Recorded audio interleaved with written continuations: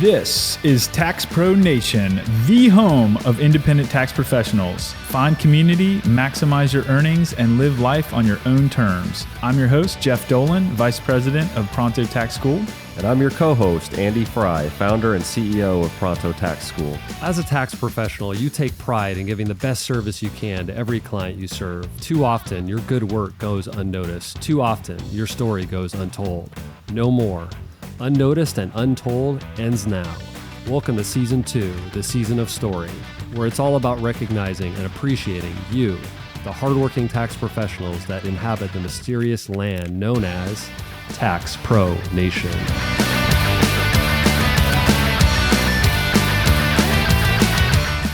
In this episode, we're going to hear from Cynthia Shofer. She went from being a small animal surgeon at Columbia to a mom to an EA in the last 44 years, becoming a pilot with her late husband and falling in love with helping clients with their taxes.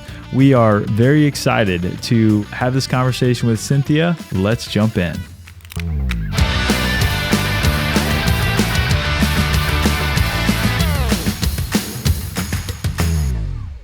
So welcome everybody to the Tax Pro Nation podcast, and this is season 2. We're calling this, what are we calling this? The story season? This is the season of story. And so as tax professionals, we feel like, our stories aren't told a whole lot. We're kind of like a subset of society that, maybe we're not totally sure how we ended up in this business. What's the best parts of our day? What are the worst parts of the day? What are the biggest challenges? What are the biggest opportunities? And so this season, we're being able to interview some fellow tax professionals. And on this installment, we have Cynthia Shofer. Cynthia is an enrolled agent just outside of Denver, Colorado. And I wanted to see, Cynthia, about how was your experience this tax season with all the COVID-19 crisis and, all the changes that came along with that, all the challenges. How did this tax season go, and what did you think of it? Well, I had to learn to use Blocks technology, which actually has been in place for several years now, where clients can upload all of their documents and then we can print them here, prepare the return, and then send it back to them for approval and payment without their ever coming into the office. We also saw a lot of clients who we had drop off their information and then prepared the return, and they either came back in and spent 15 or 20 minutes with us and then picked up their return and paid for it here in the office. After COVID started, we limited the number of people in the office at any given time, and they had to be masked. So some pretty big changes. And what did you, from the kind of, I guess we could call it a virtual or digital workflow, as opposed to the traditional meeting in person, what did you like best about that, as opposed to the normal way of meeting face to face? In some respects, it forced our clients to be organized and actually present documents rather than verbally giving us information, especially our 1120S filers and some of our small business filers were forced to give us actual bookkeeping records, which was a big help. And I think saved the preparers from a lot of grief coming forward. Yeah, what a concept, right? To Sure. present the records that are actually needed to do the taxes. And so maybe you can give us a brief background on, I'm sure like all the rest of us that you dreamed about being a tax professional from an early age. And but how did you kind of start thinking about this business? What did you want to be when you were going to grow up originally? And how did you end up in this business? Originally, it was in my family, it was just assumed that you would go on in science of some sort.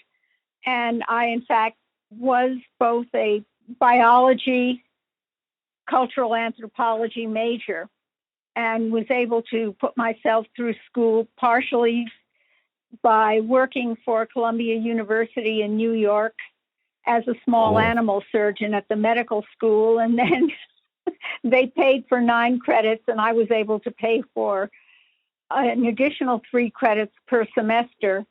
At the time, it cost $15 for Wow. a single class. This is back in the dark ages. That's a deal. Yeah, this was in the 60s. Cool. So you were operating on small animals and then somehow segued into being in the tax game? Well, I met my husband while I was working there. He was a postdoctoral research fellow, a physician who was doing basic neurophysiology. And in fact, the year we married, we lived in Boston, so he could work as a research scientist and take graduate math courses at MIT, and then apply the math when we came back to New York the following year to his research. I finished my degree at that point, and then we had a family, and so I stayed home.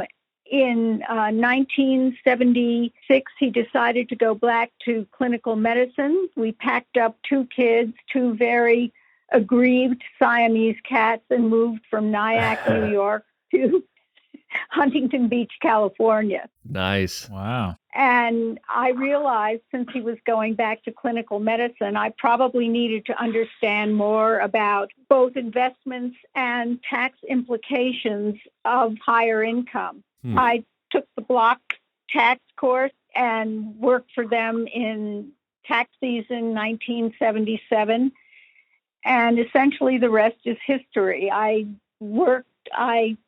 taught their intermediate tax course, which was basically small business, and took my EA in 1980, worked for a small family-owned bank from 1980 to 1986, and then under pressure from my husband and actually children who were of high school age and beginning college in the 1980s, mid-80s, didn't work for 20 years, and then went back to it in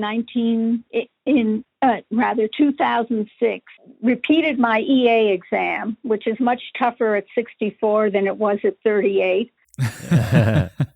Wow, that is really great. So you've actually had quite a storied history in the tax and profession, and seen probably a lot of changes over that time period. One thing that we're always curious about, because there are just so many different paths that people take into this business, and you mentioned being in the medical study at first. How does what you were studying in college, as well as, in raising your family and being married during that time period, how do those different experiences help you today in the tax profession? It gave me, all of those experiences gave me confidence in dealing with people and a certain amount of strength in dealing with clients who are less than forthcoming with information and with records, especially small business clients who think that you're going to accept any numbers you give them that appear to come off the ceiling over their heads. Things like mileage, business expenses, income. And when you notice discrepancies and point it out to them, become indignant when you tell them that without records, although I don't need to see their records personally, what they've given me won't stand up to audit. I feel like there's a story there. Well, there is. And one client was so bad about it because when I completed the return, his earned income was less than his mortgage interest deduction. He asked me, and I said that under the circumstances, I gave him back his documents and told him I couldn't sign the return because it appeared to be not in line with IRS or ethics requirements. Yeah, the reality test kind of gets failed at times with some of those situations. And we notice sometimes that with people that are moms, as well as being the tax profession, you're able to sort of navigate those tricky client interactions in a good way. And it seems like that's partly based on experience of having and raising kids. Yeah, it is. But I finally told him, and as I handed him back his documents for the second time, that it was not my job to swear to his lies. Ooh. It took that to get it across to him. So how did he take it? He said he'd find someone who would do what he wanted them to. Ooh. So did he walk out, or did he Yes, he change his walked. tune? Oh, good for you. Well, at some point you have to do that when it's so egregious that it doesn't match anything that would remotely be considered honest. You just have to tell them, look, this just isn't going to fly. Right. It's not worth the hassle. And they would probably take up a lot of your time and energy and, cause some stress. So not worth it. It's Right. a good skill. And I have asked them to, I've pointed this out to new preparers that have come into the office. While I wasn't their teacher, I was the most experienced preparer. And I told them, you do not have to accept everything a client tells you, and that you have to maintain an ethical standard. And I've been fortunate enough at Block to have supervisors or franchise owners that would back me up on this. Right. That's important too. Yep. So you have a good team that believes that as well. That's great. Yeah. For every story, as someone goes through their life and their career, there's usually something that we're kind of battling against, that's trying to prevent us from reaching our goals. In your story, as you've gone through your tax career, and especially over that, that time period being in the business for a while, what is something that you kind of viewed as the villain of your story, or something that you were battling against as you progressed through your career? In recent years, and with the changing face of my clientele, especially here in Colorado, I found there is some resistance to women as tax preparers, especially from some of my engineering clients whose wives frequently were engineers. So the wives receive the same degree of disrespect that I have, that they voiced it off on me. Mm-hmm. And my technical credentials have been questioned. When I pointed out I was an enrolled agent, that didn't matter nearly as much to them as the fact that I had to prove my technical competence. And the way that I finally proved it to this subsegment of the population I deal with was point out that I was a licensed pilot and asked if that was technical enough for them.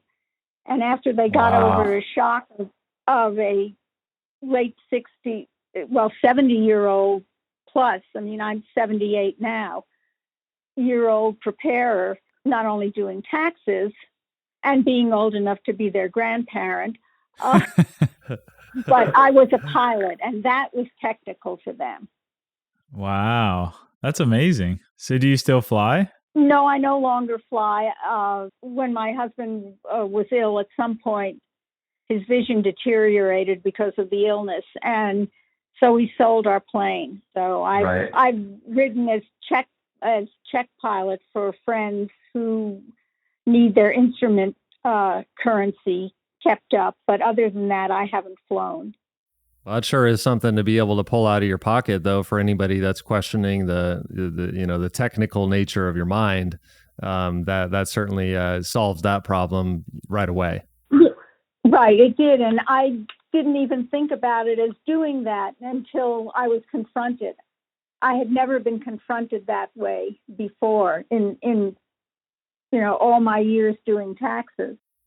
Yeah, and I think that's common, right? I'm an enrolled agent as well, Cynthia, and I think that as people are trying to figure out who to trust, they know they're going to H&R Block, so they have a certain amount of trust in the brand, but then there's also kind of people comparing like what their friends are doing, and this whole just information age. There's just more questions in people's minds. So I think for EAs, it's these days a fairly common question. And I think people that are listening to this that might be a tax preparer or an enrolled agent, I think, can learn something from Cynthia about having a little bit of a different approach to answering that question, right? Because you were able to kind of figure out like, why is it important to this engineering client, this technically minded person, to sort of measure up my credentials? And I think a lot of people, we might get hurt feelings about it and maybe try to come at it by trying to explain the enrolled agent credential and, get into all that. But I like how you kind of took a different approach to it. And I think that's something that people might, be able to learn from. Well, hopefully.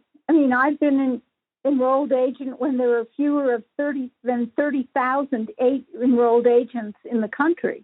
Yeah, and today there's around 55,000. So still not, not a humongous amount relative to how many CPAs and tax preparers, but something that I think the public is still figuring out, what that means, right? I think that that's a good possibility. And I've always explained it as being, as an enrolled agent can represent you in tax matters up to the Supreme Court. So essentially, it's a limited law license in taxation. Cool. That's a nice explanation. I like that. So what was the most difficult time for you as being a tax professional in your career? In terms of personally, it was dealing with my husband and teenage sons. In terms of tax preparation, it was coming back after a 20-year hiatus. And taking, having to start back at the block basic tax course and then repeating my EA exam. Did you pass it on your first try the second time? Oh, yes. That's pretty good. Come on, Jeff. You know she's gonna pass it. Well, no, I mean, I hear all these stories about how hard it is. Well, it is. I mean, it's not easy, but it's no longer 4 sections. It's 3 sections. You go to a testing center to take it. So you take each section separately instead of all 4 sections over a 2-day period. Oh, wow. So when you first took it, it was just 2 days of intensive all parts. Right. So from being getting back into the workforce, specifically with taxes after that 20-year hiatus, like what specifically was challenging about, like what had changed from the previous time, or what did you find specifically most challenging about getting back into it? Probably dealing with corporate and estate taxation, because I hadn't done that much corporate or estate taxation prior to coming back. That estate taxation tended to be handled more by attorneys or CPAs than by enrolled agents or people at block. And currently, because I work at Block Advisors, I guess you could say that we're higher ranking tax preparer than regular block, H&R block preparers are expected to be. So, yeah, you got some status indications there. And for people that might not be familiar with how H&R Block strategically has, the regular H&R Block stores and then Block Advisors, how do those two things relate to each other and compare? And what does that mean for you as a tax professional working with Block Advisors? In this area in Colorado, then most of the H&R offices are closed during the summer. So we do a lot of the IRS interface for clients, even clients for whom we didn't prepare returns. And that makes us, it demands that we are more engaged with a broader understanding of the different areas of federal questioning, and forces us to do more oversight on other people's clients than we normally would do in a regular H&R Block office. Now, this may be a peculiarity of this particular area, because when I worked in Palm Desert at just an H&R Block office, we handled all of that. Interesting. So that year-round component, you're really dealing with maybe those more challenging situations that might come in, whether it's a corporate return or an estate return, or maybe a tax problem that needs to be resolved. And so it kind of gets escalated to you to take care of that kind of stuff? That's correct. Well, that'll definitely keep you on your toes for sure. What do you? I'm sure you enjoy certain parts of your work, and then obviously other parts we all find different things challenging. What would you say you like best about your work, Cynthia? Actually, dealing with people and educating them, because I've always felt that I'm only as competent as my clients understand their particular tax situation. Interesting. So if you have someone who's totally ignorant of their requirements, then you have to take more responsibility by making your client understand what they need to do in order to help you represent them in the best possible way. I think that you ease that burden on yourself in terms of both responsibility and liability. Is that a common mindset for tax professionals to do that? Because I feel like that educational aspect is super important.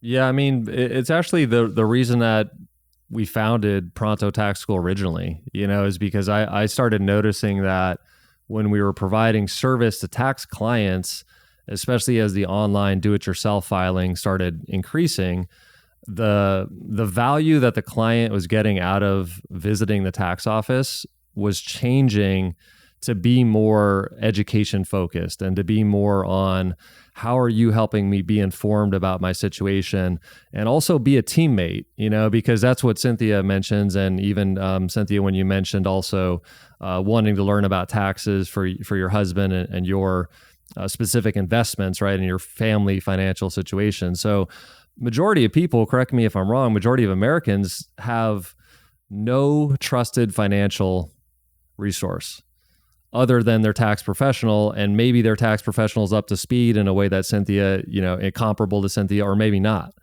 So when you sit down with a client and you can educate them, help them become a good teammate to you as they're dealing with their family finances, I mean, that's a huge amount of value. And that's much different than, okay, I'm coming to you guys because you have the tax forms, because now everybody has the tax forms online.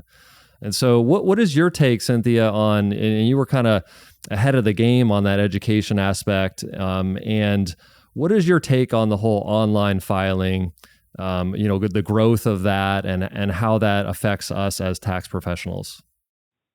It does two things. To some extent, it takes away some of our client base and makes it more difficult to retain a client base.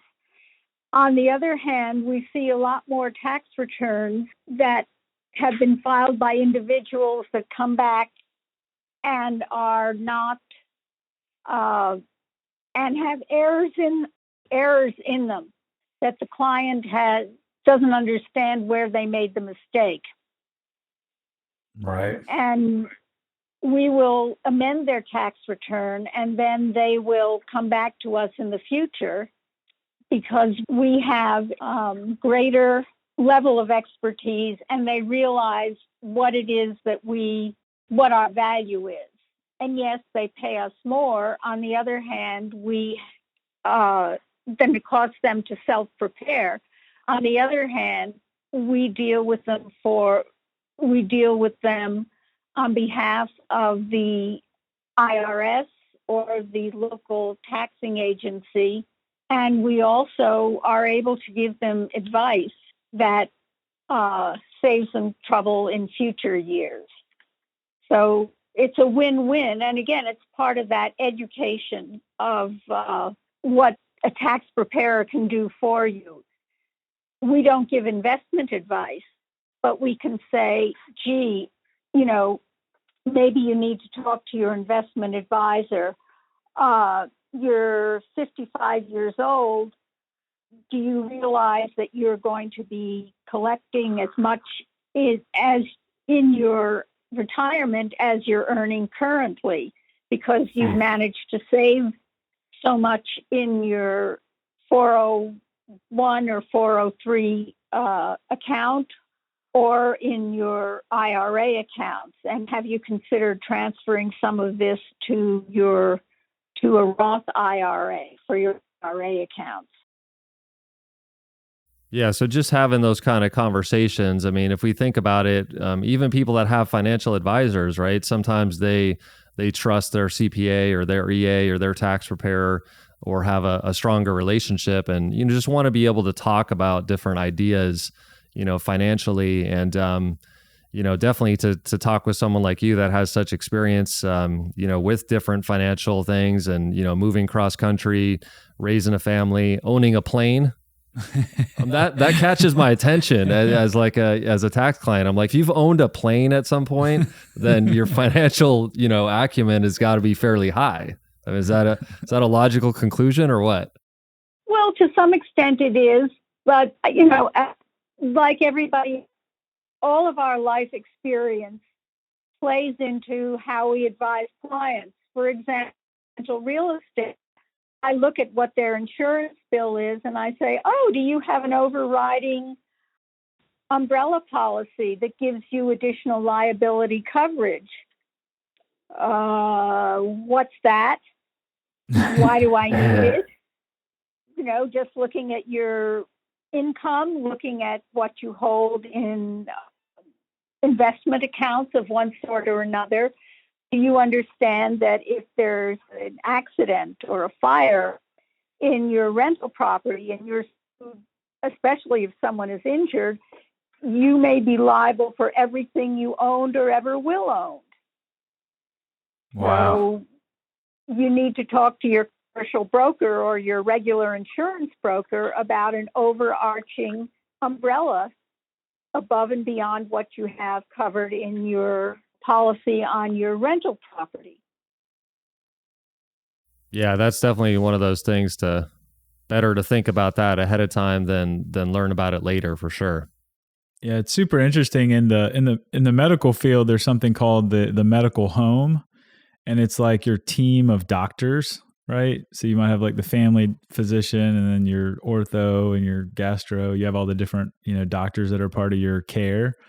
And there really isn't anything like that for the tax, finances, financial planning, insurance. There's no real like medical home concept in that industry, right? Because it's also separated. So the person trying to get their taxes done really has to kind of piece that all together themselves. And if they don't have that sophistication, they're really leaning on the tax professional to kind of give them that guidance or that center of gravity to really understand that. Yeah, I think the CPA credential and people that have that credential have done a much better job of that, of forming those networks, with like a business attorney, a loan officer, a residential real estate specialist and a commercial real estate specialist, knowing that those are very different needs.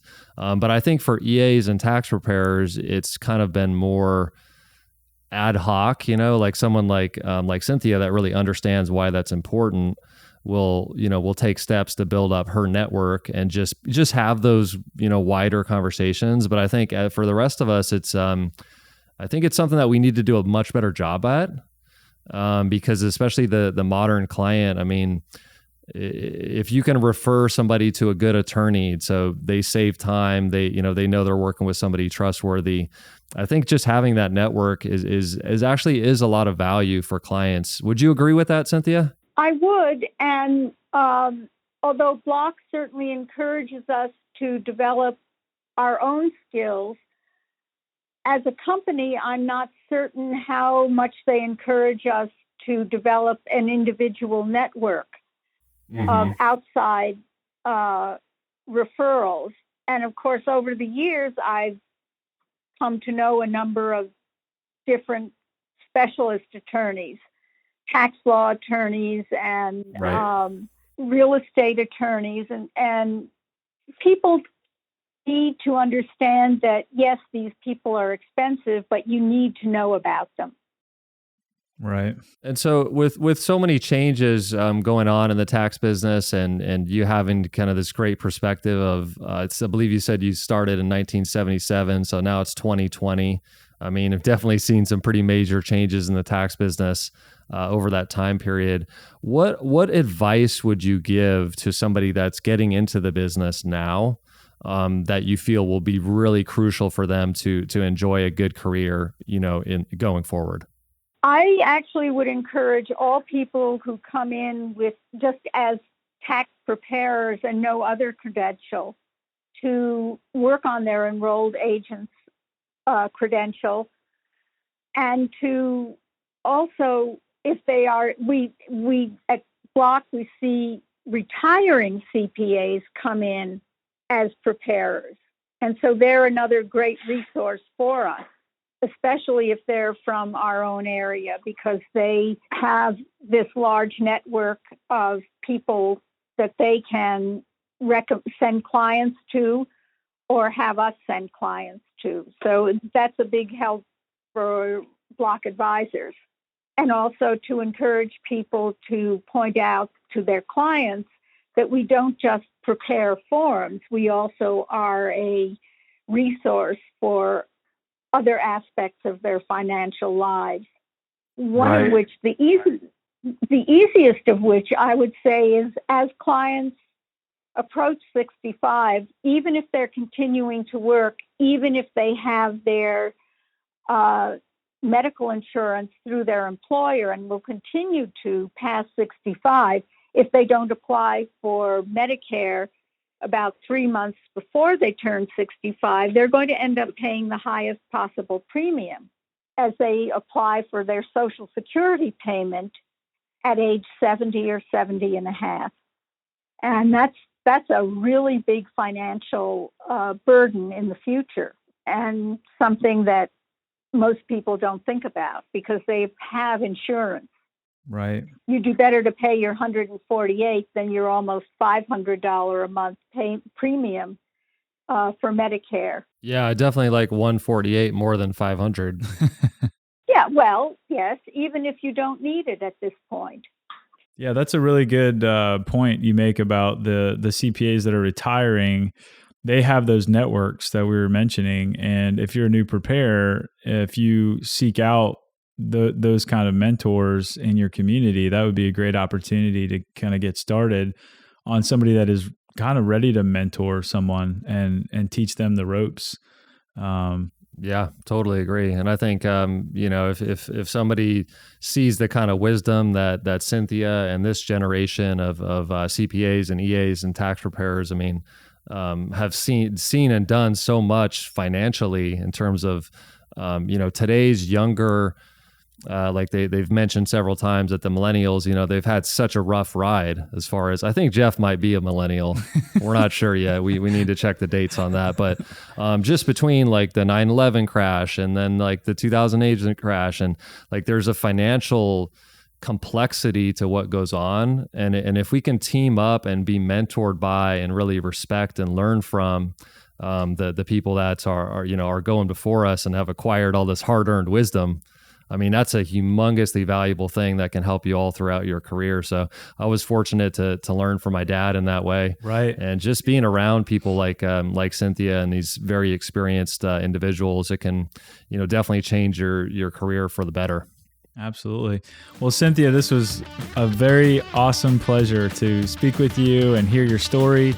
We really enjoyed it and got a lot out of it, and I hope our listeners did as well. And thank you for taking the time with us today. Well, thank you for selecting me to participate in these programs. Thank you, Cynthia. Appreciate you, and we'll hope you enjoy the rest of your day, and we'll talk to you again soon. Okay. Talk to you later. Bye for now. Take care. Bye. Bye.